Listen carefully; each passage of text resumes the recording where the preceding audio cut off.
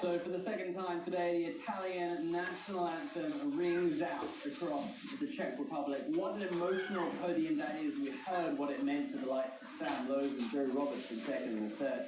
But how much will it mean to Ennio Bastianini as well? Back-to-back wins now for the Eco-Trans man after 25 points in Andalusia to secure his spot at the top of the riders' standings. He led from lap 1 and he did so right until the checkered flag at the end of lap 19. A mature and very, very well managed race by him.